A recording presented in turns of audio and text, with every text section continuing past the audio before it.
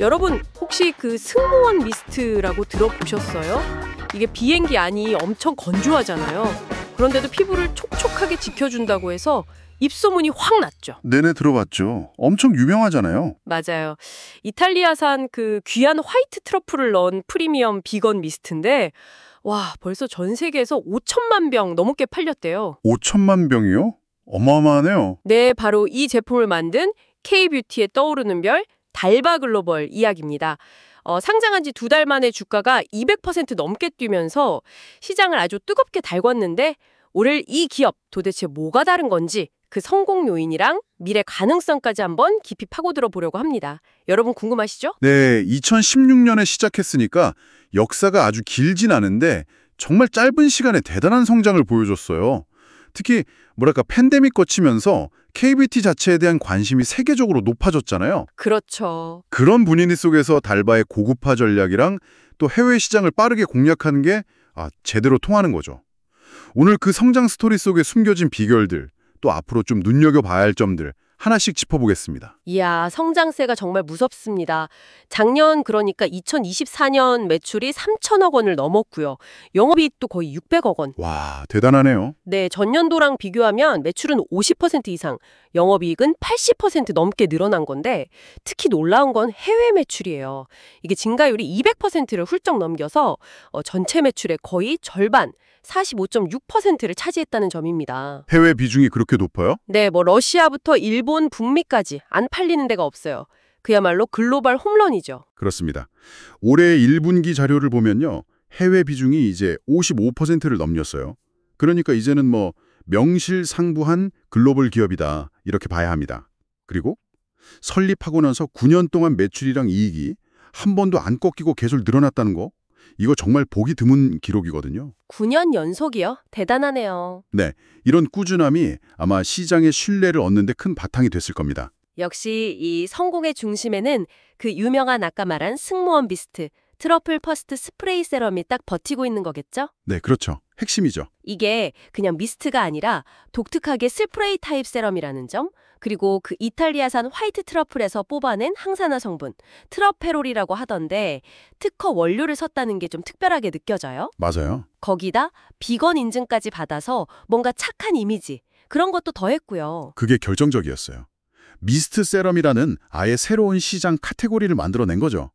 기존에 없던 제품이니까 소비자들이 이거 뭐지? 하고 호기심을 가졌던 거예요. 아, 새로운 걸 만들어냈군요. 네, 그리고 동시에 생산은 또 한국콜마나 코스맥스 같은 잘하는 전문 ODM 업체에 맡겼어요. 그래서 원가율을 24% 수준으로 낮게 관리할 수 있었던 거죠. 생산은 직접 안 하고요. 네, 덕분에 프리미엄 가격을 받으면서도 업계에서는 거의 최고 수준인 20% 안팎의 높은 영업이익률을 낼 수 있었던 겁니다. 브랜드 가치도 지키고 수익성도 잡고 뭐랄까 두 마리 토끼를 다 잡은 셈이죠. 이야, 전략이 아주 영리했네요. 재무 상태를 보면 더 놀라운데요. 빚이 하나도 없는 완전 무차입 경영을 하고 있대요. 네, 그것도 대단하죠. 네, 그러면서 현금성 자산만 540억 원이나 가지고 있다니 이게 또 올해 5월에 상장했는데 주가도 엄청 뜨겁잖아요. 공모가가 6만 원대였는데 불과 2달 만인 7월 하순에 21만 원을 넘어섰어요. 200% 넘게 급등한 거죠. 네, 그렇죠. 시가총액도 벌써 2조 5천억 원을 돌파했고요. 이렇게 가파르게 성장하고 있고 또 수익성도 좋으니까요. 올해 1분기 영업이익률이 26%가 넘었어요. 이러니 시장의 기대감이 주가에 반영되는 건 어찌 보면 당연해 보입니다. 그렇겠네요. 증권사들도 그래서 앞다투어서 목표 주가를 막 20만 원대 후반까지 올리고 있잖아요. 또 탄탄한 재무 구조가 이런 기대를 더 단단하게 뒷받침해주고 있고요. 앞으로 어떻게 더 성장할지도 궁금한데요. 그 온라인에서 먼저 브랜드를 알리고 그 인지도를 바탕으로 오프라인 매장을 늘려가는 O2O 전략. 이게 일본 같은 데서 효과를 보고 있다면서요. 네, 맞습니다. 그게 잘 먹히고 있어요. 일본 내 매장 수를 2배로 늘릴 계획이고 또 북미에서는 코스트코나 얼타 같은 엄청 큰 유통망에도 들어갈 준비를 하고 있다고 하니 이것도 기대가 되네요. 그리고 화장품 말고 다른 분야로 사업을 넓히는 모습도 좀 주목할 만해요. 다른 것도 해요? 네, 건강기능식품 브랜드 비건어리도 있고요. 또 올세라 더블셋이라는 뷰티 디바이스, 심지어는 트러플 디 알바라는 고급 이탈리안 레스토랑까지 운영하고 있어요. 레스토랑까지요? 와, 정말 다양하네요. 그렇죠. 아직 이 신사업들이 전체 매출에서 차지하는 비중은 뭐 1%도 안 될 정도로 작긴 한데요. 그래도 장기적으로 봤을 때 달바라는 브랜드 아래서 뭔가 시너지를 만들어보려는 시도로 보입니다. 2028년까지 매출 1조 원을 달성하겠다는 목표도 밝혔는데 이런 다각화 전략이랑 맞물려 있는 거겠죠? 1조 원 목표라 포부가 대단하며 근데 이렇게 잘 나가는 기업도 분명 뭐랄까 신경 써야 할 부분들이 있겠죠. 역시 제일 먼저 떠오르는 건 전체 매출의 절반 이상 54%나 되는 비중을 여전히 그 미스트 제품 하나에 의존하고 있다는 점. 이게 좀 불안 요소일 수 있겠어요. 네, 맞아요. 소위 원히트 원더를 넘어서려면 그 다음 타자가 좀 필요해 보이는데 말이죠. 정확한 지적입니다. 그게 가장 큰 과제 중 하나일 거고요.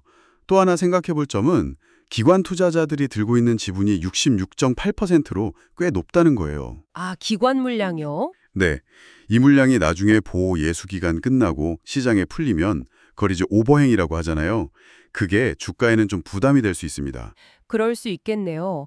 그리고 해외 매출 비중이 높다는 게 장점이기도 하지만 반대로 보면 미국 같은 나라의 관세 정책이 바뀌거나 뭐 지정학적인 긴장감이 높아지거나 환율이 크게 변동하거나 하는 이런 외부 변수에 실적이 좀 민감하게 반응할 수도 있다는 뜻이기도 하고요.